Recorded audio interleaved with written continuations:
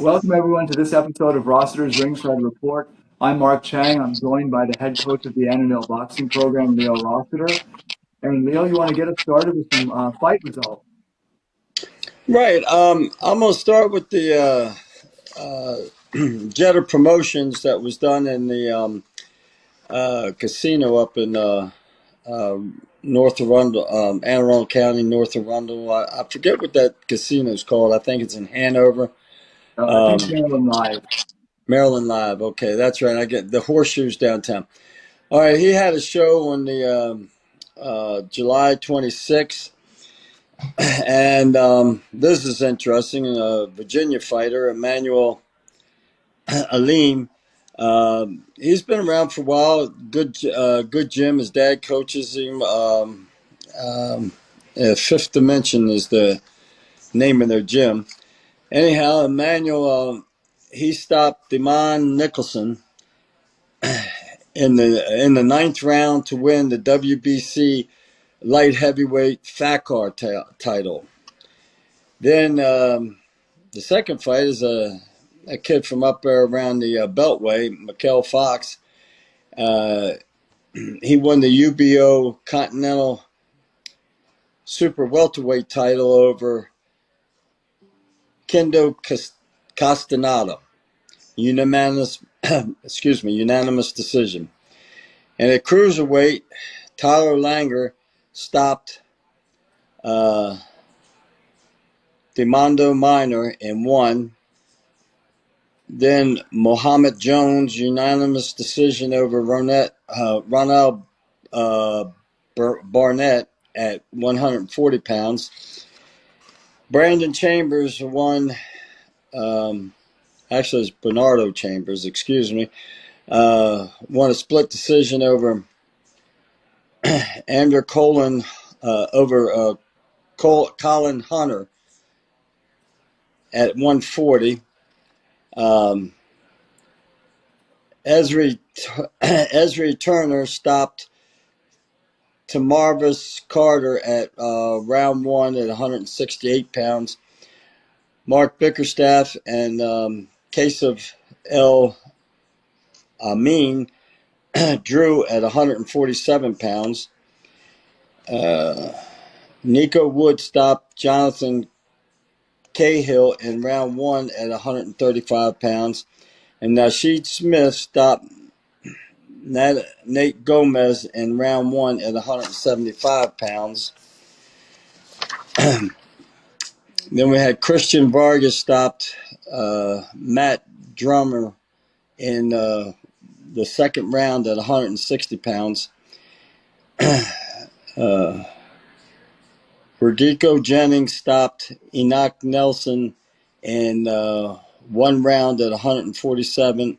And Malik Smalls stopped Jerry Robinson and uh, four at 130 pounds. And I apologize for stammering on that to folks, but it's going to take me a while to get used to pronouncing some of the names since I grew up with Smith and Jones. So some of these other names are tongue twister for me, but I apologize to anybody I may have offended, and I will certainly work in the future to do a little bit better in my pronunciation. And next, we have a show that happened yesterday down in Prince Frederick, Maryland. I was glad to see a show come down there. I'm glad to see that there's actually a boxing gym called Knowledge Boxing in Lexington Park, which is not far from Prince Frederick. And I lived down there for many years. I actually, back in the 80s, tried to start a boxing gym down there, but there was a lot of complications I run into with funding and getting the venue, etc. And then I moved out of the area. But however, there's some other people down there, and they've established a gym, and it seems to be doing pretty good. They put on the show last night, and um, uh, I don't think it was a bad crowd. I don't know how well they advertised it or what type of advertising they did. But I would say roughly 150 to 200 people paying customers for an amateur show is not bad. But I did, but when you take in fighters and trainers that after their fights, like I did, go back in and sit down and watch the rest of the show, you probably had well over 300 people there. But going back to what I feel was the paid audience between 150 and 200, I felt that I was kind of disappointed because I felt there's nothing down that way. There's nothing, and there's no. You have high school football, high school baseball, and a bunch of drunks out playing softball on Sunday afternoon, but you don't have football, pro ball, pro baseball, pro football. You got to drive so far away to get to those, and here is the boxing was right there in the neighborhood. So I was a little disappointed with the turnout. But all in all, I think it wasn't bad. And Merciless Ray Mercer was there. And I was going to joke and say my good friend Merciless Ray Mercer, but um, uh, we're acquaintances, and we just have a mutual friend up in New Jersey, Vinny Lamanna. I did several shows with him back in the 90s. Now, we had originally two guys on the show, Brian Yee, but he pulled out. He was sick. And you may be able to tell by the tone of my voice, I've got a cold as well. So Azan Shaw was the only fighter we had on last night. And I called his dad because I know his dad had some of those paper doctor type masks, surgical masks, and asked him if he had some, and he said, "Yeah." I said, "Well, bring one because I want to wear it between rounds in the corner." But when I got there, Azam was sick also, so I didn't I didn't need the mask. So Azam won. He fought a kid that was really tough. Um, And I was surprised that his coach, because his coach knows Azan, I was kind of surprised he took it because this was Azan's fifth fight and his kid's first fight. Um, and I'm not sure if the roles were reversed that I would have taken that fight. But in hindsight, I guess it wasn't that bad because the kid went the distance. He fought from bell to bell, and he was tough. He took some really hard shots. He got two standing eight counts during the way, but he also got my respect from being able to get those two standing eight counts in the first round, and then be there still punching at the last round. So this kid, if his coach brings him up right, I think he'll do all right. Then the fight that I really want to talk about was fight number 7. And my reason for this is it was a very controversial decision by the judges. And it was Usyk Ratham from Knowledge Boxing versus Louis Cornezga from Strike. It says Strike Force or something. Yes, one of the MMA gyms in Alexandria. Strike something. But Usyk dropped the guy with bam, beautiful shot in the first round. Nice hard shot, laid him out. And I was surprised they didn't stop the fight because I've seen him give standing 8 counts off, and stop fights off lesser stuff. But the kid got up and he fought on and lasted the whole fight. I thought during the whole fight that this kid Usyk, I thought he threw the cleaner, harder shots, and along with the knockdown in the first round, I thought that he should have gotten the fight. But the judges gave it to the other guy. Now, then I'm sitting there thinking, well, what did they see that I didn't see? And that is what it is about boxing. And now, even with the MMA, I used to like MMA when it first came out because, you fought for 20 minutes. If nobody tapped out, got knocked out, then it was a draw. And that's real, that's close to real life. But then they start putting the rounds in and time limits on the rounds, and they go into a scoring session. So they get as bad at decisions as we get in boxing. And to come to find out, the judges in MMA are generally the same judges in boxing. So, what do they see that we don't? Well, uh, and Mark, you can attest to this. You've been around boxing for a long time. It's very subjective.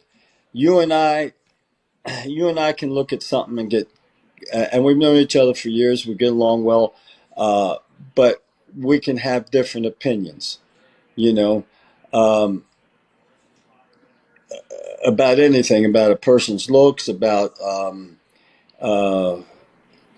uh, the way a house is built, or about the results of a fight, or another good one is where they say, "Oh, that's a bad call." Baseball, whether it was a strike or a ball, or football, whether it was a interference or not. All that is subjective. And in boxing, you have three. And I'm explaining this for some of the folks who may not realize boxing. Like last night, I'm sure some of the people that saw that fight are new fans. You have judges sitting on three sides of the ring, and each one sees the fight from a different angle.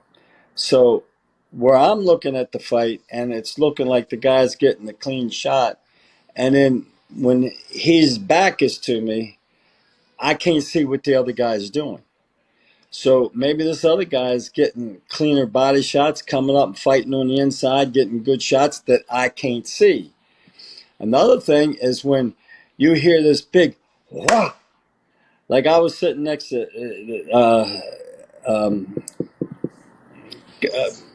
Azan last night. We watched the show after his fight, and it was big when he goes, "Wow!" I said, "That didn't hit. That was glove hitting glove." Because when glove hit gloves, you get this big bam, and the crowd goes, "Wow!" But that is not a hit. That's a block. So there's things like that happen where the judges are trained, and I hope they're trained to be able to tell when glove hits glove opposed to when glove hits flesh. So that that kid fought a good fight, and I thought he won, but I'm only at one angle. So you don't know what the other people did. It were A, closer, and B, different angles to be able to judge the fight and officiate it, I believe, better than I was able to from my position. And with a good solid, it was a solid knockdown. I think it would be hard for the kid to come back. And then plus with uh, Usyk, still scoring the next two rounds, I'm still a little uncomfortable with the decision, but you know, I'm not trained at what the referees are looking for. Only what a fighter or fight fans trained for. So I hope this kid user doesn't get too discouraged about that and gets in the gym and uh, you know uh, comes looking for that guy again. Yeah. So Mark, that's about all I got. I'll show it back to you for some national news.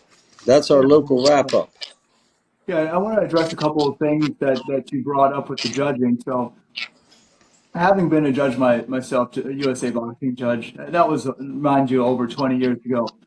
The point is, how I always approach the fight is you got two guys, and people tend to watch one of the guys, whether it's their favorite, whether he wears flashy trunks or whatever, and they kind of measure the fight based on how he's doing.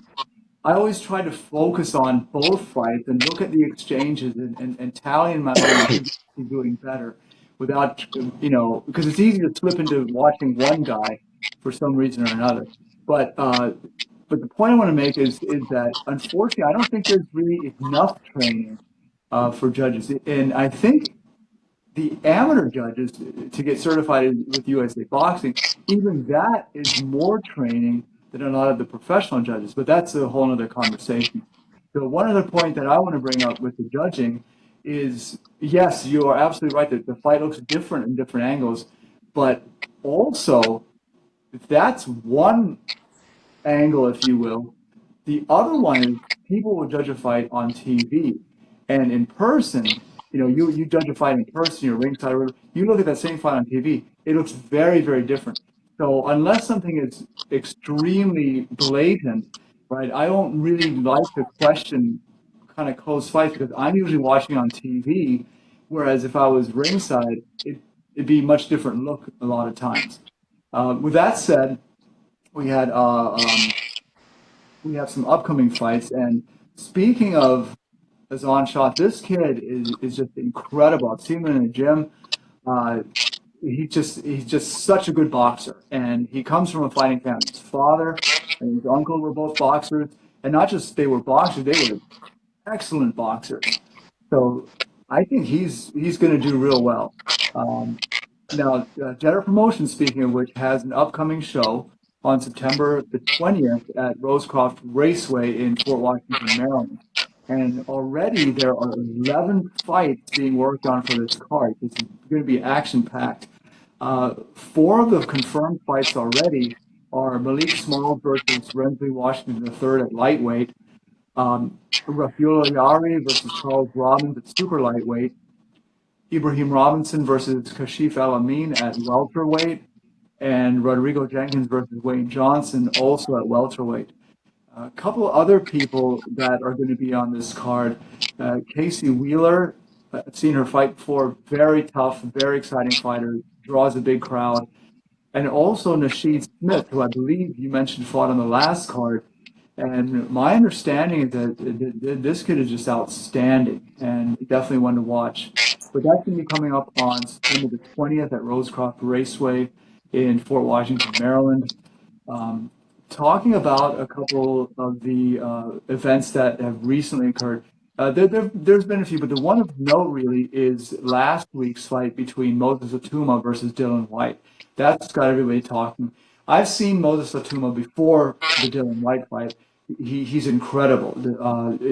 Just his sense of timing and his punching power is quite frightening, actually. Now, going into the fight, I'm pretty sure we all realize a 20-year-old versus a 37-year-old is kind of a foregone conclusion. The question is when, right? And that's exactly what happened. But it happened in the first round. But like I said, here's what's really frightening about Atoma, right? There's three different kinds of knockout punchers, and we'll kind of summarize this quickly. So one is the guy that just he wears you down. It's more of a stoppage by attrition, if you will, not one clean shot. Then there's the guys that can just take you out with one clean shot, right? Those guys typically have to have full commitment into the punch, and then they hurt you, drop you, knock you out, whatever, right? It's very rare that a guy can not even fully commit to the punch and still hurt a guy, still wobble a guy and then finish him off. And Moses Atoma looks like one of those guys. And honestly, in recent years, the only other fighter that comes to mind was a young Gennady Golovkin. He didn't really have to put his whole body into the punch. He could kind of almost touch you and hurt you a little bit. So that's what's really scary about this Moses Atoma. Was Dillian White at 37 years old and after all those hard shots, fights, a shot fighter? Quite possibly. But, you know, with that said, if you look at his resume, he's got top tier opposition. He's done well. he's got nothing to be ashamed of, nothing to be embarrassed about. He should just ride off into the sunset, call it a good career. So what people are talking about is Usyk versus Itauma, and some people are saying, well, Usyk's too experienced, too good, whatever. Other people are saying Itauma's too young, too powerful, and I would think that Ituma's going to. Usyk has too many disadvantages. Put it to you that way. People are thinking, well, Itauma needs to be careful because he's not experienced enough. No, I would say Usyk needs to be careful because there's so many ways that Itauma can win, and without having that aforementioned full commitment to the punches, Usyk's punches aren't going to hurt Itauma as much because he's not as vulnerable to the big shots. So I think if I was Usyk, and he wants to continue fighting, because remember, Usyk's 38 years old, so that's another big disadvantage he's going to have against Itauma, who's a 20-year-old. If I were Usyk, um, I'd probably retire, right? If he must get in the gym, he misses the crowd, he misses the money, the spotlight, all that stuff. Fight Joseph Parker. Joseph Parker is a good, solid heavyweight. He's going to provide probably as tough a match as Joshua and Fury, but I think it's a fight that Usyk can win. And then take your money, ride off in the sunset. I would stay away from Itauma, but if you must, if you absolutely cannot resist the urge to fight Moses Itauma, fight him in his very next fight. Because at least you have some more of the experience advantage and you haven't gotten that much older yet. You wait one or two more fights for Itauma, and I don't think the result would be good for Usyk. So, with that being said, Leo, we'll pass it on to you for any closing thoughts. My closing thought is I'd like to thank our sponsor, Onslaught Sports, for all the help they've given us at the gym. And that's about it. Right? Yeah, they've got stuff coming out, a couple of new products coming out in the next week or so. So check out onslaughtsports.com.